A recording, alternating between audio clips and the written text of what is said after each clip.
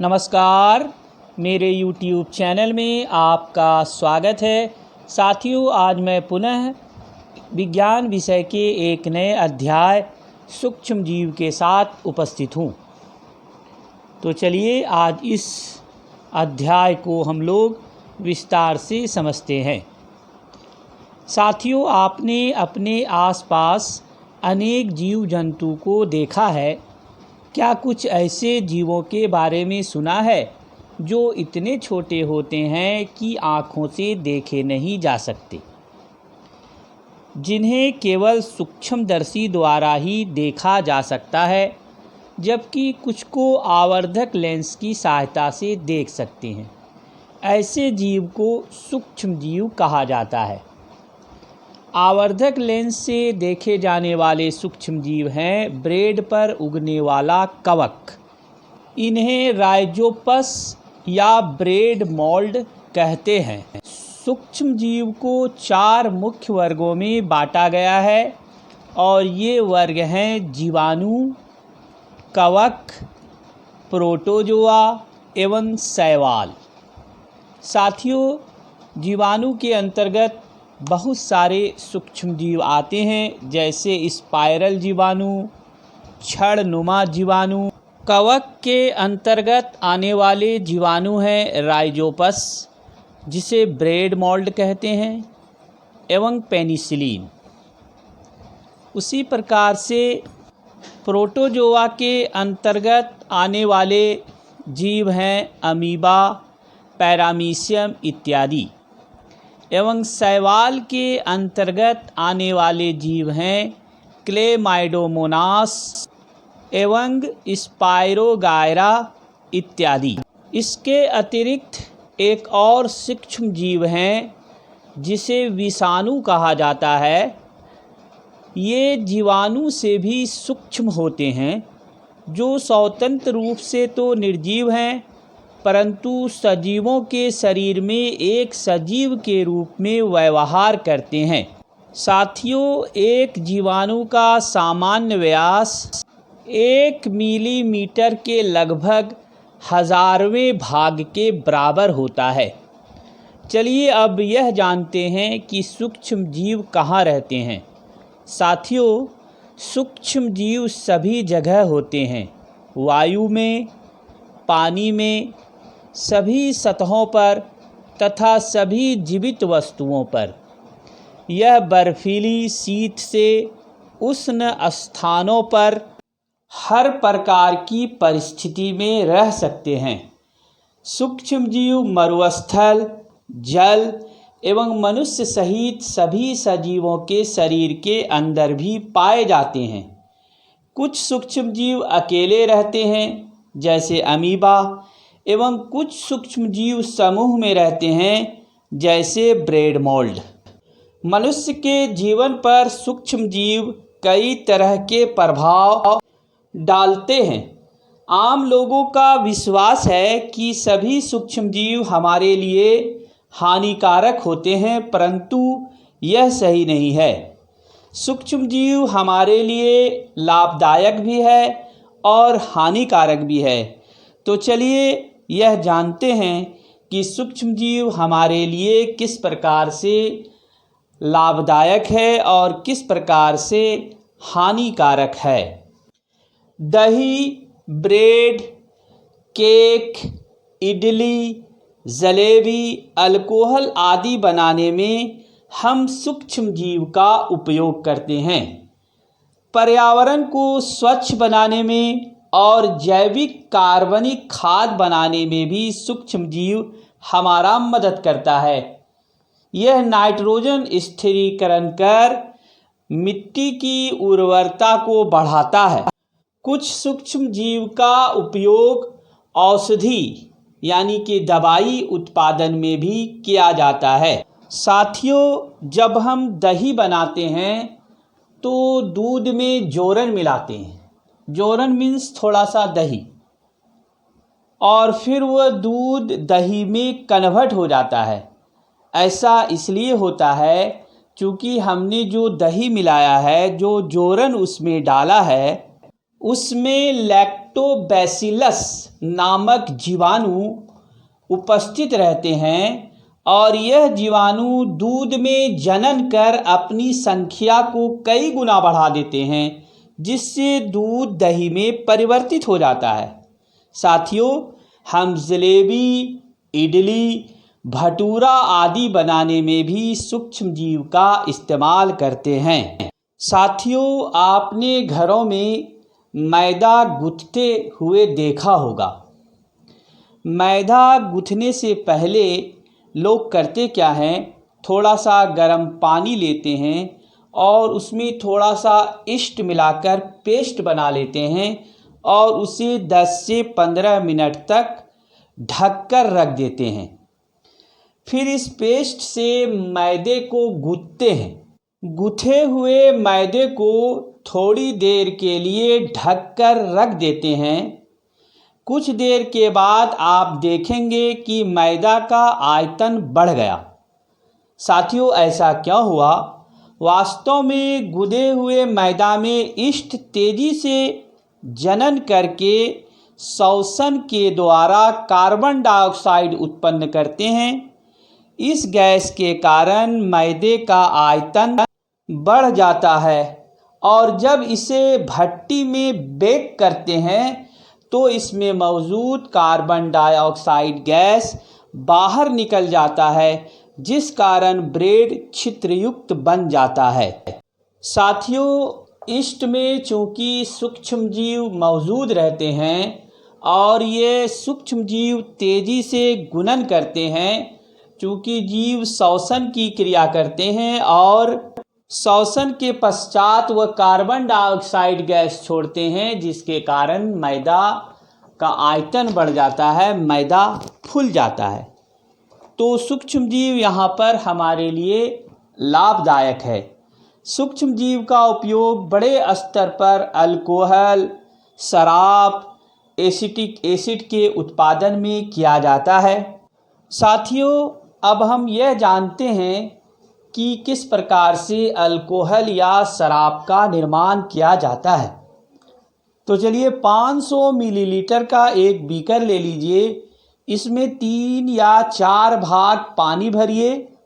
इसमें 2 से 3 चम्मच चीनी डालिए और 1 या 2 चम्मच ईस्ट का पाउडर डालिए। साथियों, ईस्ट का पाउडर आपको मार्केट में मिल जाएगा। अब इस घोल को 4 से 5 घंटे के लिए किसी गर्म स्थान पर ढक कर रख दीजिए। उसके बाद अब आप उस विलयन को सूंघ कर देखिए। आपको अल्कोहल जैसी गंध लगेगी, जो चीनी के अल्कोहल में परिवर्तित होने के कारण बना है। चीनी के अल्कोहल में बदलने की यह प्रक्रिया किण्वन अर्थात फर्मेंटेशन कहलाती है। साथियों, लुई पाश्चर नामक एक वैज्ञानिक थे, जिन्होंने सबसे पहले 1857 ईस्वी में किण्वन की प्रक्रिया की खोज की। साथियों, जब हम कई बार बीमार पड़ते हैं तो डॉक्टर हमें एंटीबायोटिक की गोली या कैप्सूल देता है। ये एंटीबायोटिक एक प्रकार का रासायनिक पदार्थ है जिनका निर्माण सूक्ष्म जीव द्वारा होता है। आजकल जीवाणु और कवक से बड़े पैमाने पर एंटीबायोटिक का निर्माण किया जा रहा है, जैसे स्ट्रेप्टोमाइसिन, टेट्रासाइक्लिन, इथ्रोमाइसिन इत्यादि। साथियों, विश्व का पहला एंटीबायोटिक पेनिसिलिन है, जिसकी खोज 1928 ईस्वी में अलेक्जेंडर फ्लेमिंग ने की। इस एंटीबायोटिक से ब्रेड मोल्ड को ख़त्म किया जा सकता है। इस कार्य के लिए अलेक्जेंडर फ्लेमिंग को 1945 ईस्वी में नोबेल पुरस्कार प्रदान किया गया था। साथियों, अब हम टीकाकरण अर्थात वैक्सीनेशन पर चर्चा करेंगे। साथियों, अभी कोरोना काल चल रहा है और आप सभी ने वैक्सीन ले लिया होगा। इससे पूर्व भी जब आप छोटे थे तो आपके माता पिता ने आपको टीकाकरण के बारे में सुनाया होगा। आपको टीकाकरण के लिए केंद्र पर टीके लगवाने ले गए होंगे। मित्रों, शिशु और बच्चों को टीका क्यों लगाया जाता है? साथियों, सूक्ष्म जीव से जो रोग उत्पन्न होता है उस रोग से लड़ने के लिए शरीर में मृत सूक्ष्म जीव, मरे हुए सूक्ष्म जीव का प्रवेश कराया जाता है और ये मृत सूक्ष्म जीव हमारे शरीर में प्रवेश करने पर हमारे शरीर में रोगों से लड़ने के लिए प्रतिरक्षी उत्पन्न करते हैं। और जब ये प्रतिरक्षी उत्पन्न करते हैं तो ये रोगों से लड़ते हैं और फिर रोग जो है दूर हो जाता है, बीमारी दूर हो जाती है। साथियों, पीलिया, टीबी, चेचक, मस्तिष्क ज्वर आदि जैसी अनेक बीमारियां को दूर करने के लिए टीका लगाया जाता है। आजकल बच्चों को पिलाई जाने वाली पोलियो की दवा भी एक टीका है। कुछ सूक्ष्म जीव हैं जैसे नीले हरे शैवाल, ये वायुमंडलीय नाइट्रोजन का स्थिरीकरण कर मिट्टी की उर्वरा शक्ति यानी कि उपजाऊ को बढ़ाता है।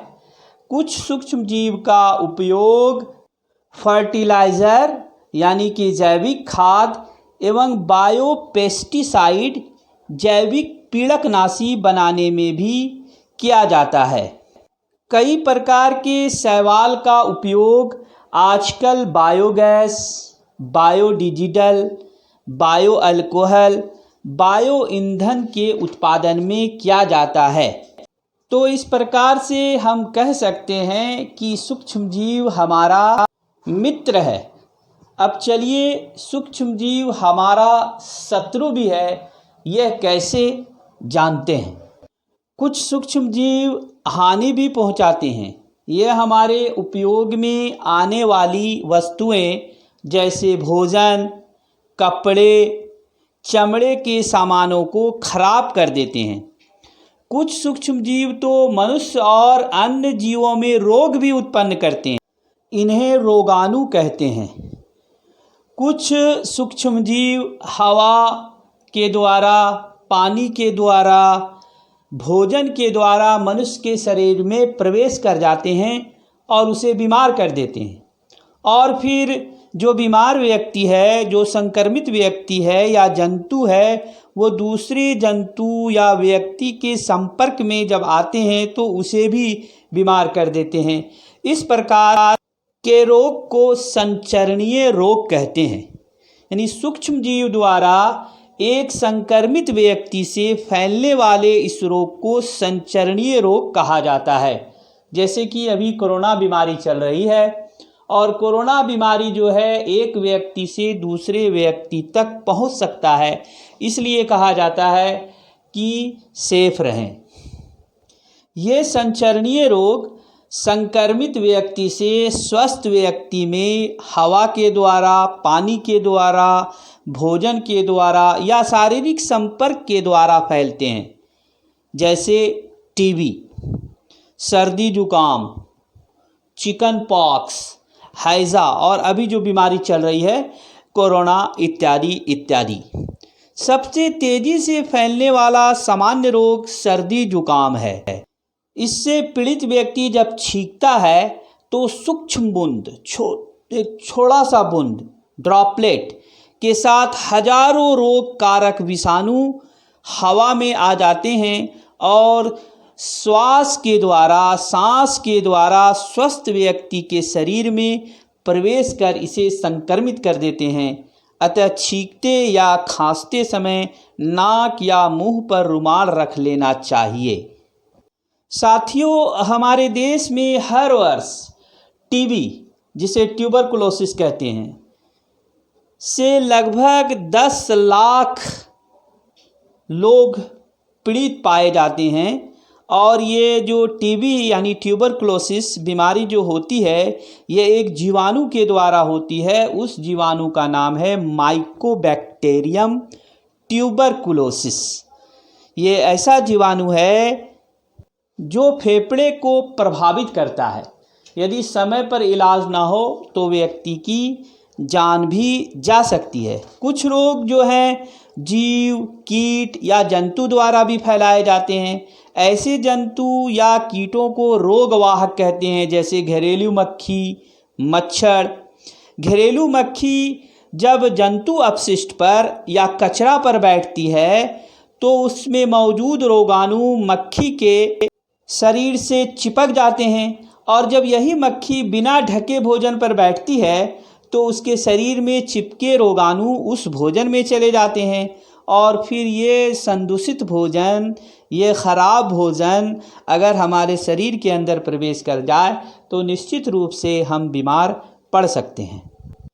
आपने मलेरिया, डेंगू, चिकनगुनिया का नाम सुना ही होगा, और ये सभी बीमारी जो है सूक्ष्म जीव के द्वारा फैलते हैं। मलेरिया रोग मादा एनोफिलीज मच्छर के द्वारा फैलता है, जबकि डेंगू मादा एडिस मच्छर के द्वारा फैलाए जाते हैं।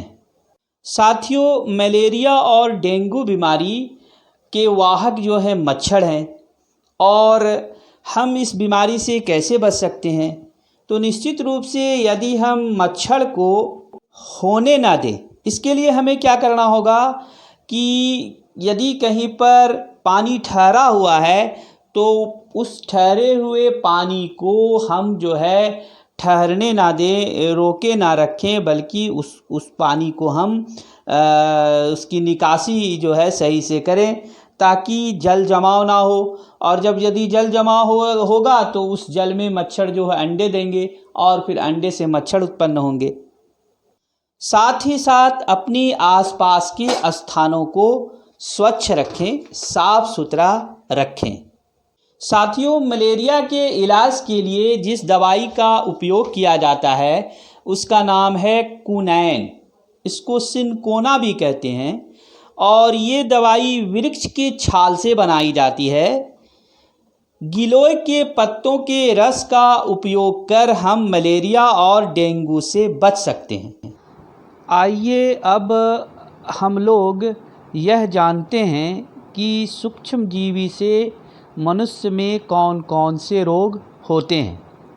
साथियों, सूक्ष्म जीवी के द्वारा मनुष्य में होने वाले रोग हैं क्षय रोग जिसे टीबी कहते हैं, खसरा, चिकन पॉक्स, पोलियो, हैजा, टाइफाइड, हेपेटाइटिस ए एवं मलेरिया है। साथियों, क्षय रोग, हैजा और टाइफाइड ये जीवाणु के द्वारा होते हैं। जीवाणु मीन्स बैक्टीरिया के द्वारा फैलने वाले ये रोग हैं, जबकि खसरा, chicken pox, polio, hepatitis A ये वायरस के द्वारा फैलते हैं। वायरस मीन्स विषाणु। आइए अब जानवरों में सूक्ष्म जीवी के द्वारा होने वाले रोग के बारे में जानते हैं। साथियों, जानवरों में भी एंथ्रेक्स, लेप्टोस्पायरोसिस, टयालारेमिया, बोवेन टीबी आदि बीमारियां जानवरों में सूक्ष्म जीवी के कारण उत्पन्न होती है। एंथ्रेक्स मनुष्य एवं मवेशियों में पाया जाने वाला घातक रोग है जो जीवाणु द्वारा होता है। साथियों, रॉबर्ट कोच ने सन 1876 ईस्वी में बैसिलस एंथ्रेसिस नामक जीवाणु की खोज की जो एंथ्रेक्स रोग का कारक है। आइए अब पौधों में होने वाले उत्पन्न रोग के बारे में जानते हैं। साथियों, सूक्ष्म जीव द्वारा पौधों में होने वाले कुछ सामान्य रोग हैं, जैसे नींबू कैंकर, गेहूं की रस्ट, भिंडी की पीत। इनमें से नींबू कैंकर और गेहूं की रस्ट एवं भिंडी की पीत बैक्टीरिया, कवक और विषाणु के द्वारा होते हैं। साथियों, इस अध्याय में हम लोगों ने यह जाना कि सूक्ष्मजीव अति सूक्ष्म जीव होते हैं जिसे सूक्ष्मदर्शी यंत्र की सहायता से देखे जा सकते हैं। यह जल, वायु, मिट्टी एवं अन्य जीवों में पाए जाते हैं। सूक्ष्मजीव बहुत सरल जीव हैं जो कठिन परिस्थितियों में भी जीवित रह सकते हैं। यह एक कोशिकीय एवं बहुकोशिकीय होते हैं। सूक्ष्मजीव को 4 वर्गों में बांटा गया है: जीवाणु, कवक, प्रोटोजोआ तथा शैवाल। विषाणु को भी इसी के अंतर्गत रखा गया है, परंतु ये स्वतंत्र रूप में निर्जीव होते हैं। विषाणु केवल परपोषी के अंदर रहकर ही गुणन करते हैं। कुछ सूक्ष्मजीव हमारे लिए उपयोगी हैं तो कुछ हानिकारक हैं। साथियों, नेक्स्ट वीडियो में मैं इस अध्याय से संबंधित जितने प्रश्न ऑब्जेक्टिव निकल कर आएंगे सभी को लेकर आऊँगा। इसलिए आपसे अनुरोध है कि आप मेरा नेक्स्ट वीडियो देखना ना भूलें। एक बार मैं आपसे पुनः सादर अनुरोध कर रहा हूँ कि यदि आपने मेरा चैनल सब्सक्राइब नहीं किया है तो तुरंत सब्सक्राइब करें ताकि आपको अगले वीडियो का नोटिफिकेशन मिल सके। साथियों, जब आपको अगले वीडियो का नोटिफिकेशन मिलेगा तब आप वीडियो देख पाएंगे। धन्यवाद।